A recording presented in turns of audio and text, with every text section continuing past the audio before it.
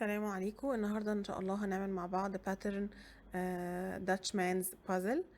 ده الباترن انا غيرت الالوان كذا ترتيبه بكذا لون واستقريت على الالوان دي. فاخترت اللون الاخضر الليموني، واخترت الكحلي الغامق او النيفي بلو، والبلو اللي فيه وردات بيضة، والجينز، وكمان الابيض. وحدات البلوك ده اسمها فلاين جيز، وفلاين جيز ممكن نعملها باكتر من طريقه. النهارده هنعملها بطريقه ستيتش اند فليب.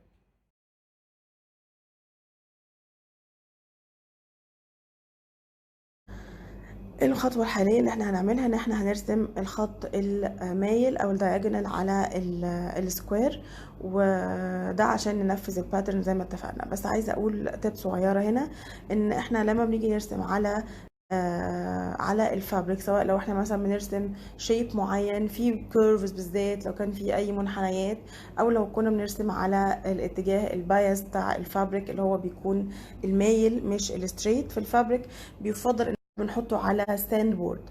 الستاند بورد هنا بتفيدنا في انه الفابريك ما بيحصل فيه ستريتشنج، او انه ساعات بعض الفابريكس بتتلف لما بنرسم بالقلم عليها، بالذات لو احنا كنا بنرسم في الاماكن الستريتشي في الفابريك. بعد ما رسمنا الخطوط على المربعات هديكم مثال دلوقتي. احنا المفروض الباترن اللي احنا هنشتغله اللي هو عبارة عن الباترن اللي انا قلت لكم في الاول خالص اللي هو ده. فاحنا دلوقتي هنبتدي نعمل كل واحدة من دول لوحدها، يعني هنعمل دي الاول لوحدها، وبعدين دي، وهكذا. وبعدين هنشبكهم مع بعض خطوة خطوة. فاول حاجة هعملها دلوقتي انا هاخد اول مستطيل معايا اللي هو هيكون اللون ده لونه الاصلي، وبعدين هحط عليه مربع ابيض ومربع اخضر، او مربع اخضر وبعدين مربع اخضر. هنشوف ازاي دلوقتي مع بعض. هحط المستطيل كده واحط عليه المربع كده، وبعدين اخيط على الخط اللي انا رسمته، وبعدين اكوي ونخش على المرحله اللي بعديها اللي هي هنحط السكوير التاني. بس انا عايزه اقول هنا تip صغيره، ان انا عشان اخيط على الجزء الدايجونال او البايس بتاع الفابريك، بيفضل دايما ان انا اخيط، يعني مش لازم، بس لو احنا قلقانين من الريزلت بيبقى كويس لو انتي استخدمتي الوالكينج فوت، لانها بتبقى كويسه جدا لما بيكون القماش اصلا قابل ان هو يكون ستريتشي، او منطقه البايس تحديدا في الفابريكس. فلو عندك ووكينج فوت يبقى كويس، يبقى احسن. لو ما فيش، محتاجين نخلي الماشين على السرعه البطيئه، وتكوني ما بتشديش الفابريك ولا للخلف ولا للامام، تكوني ماشيه مع الماكينه بالخطوه بتاعتها، ما تسرعيش ولا تبطئي.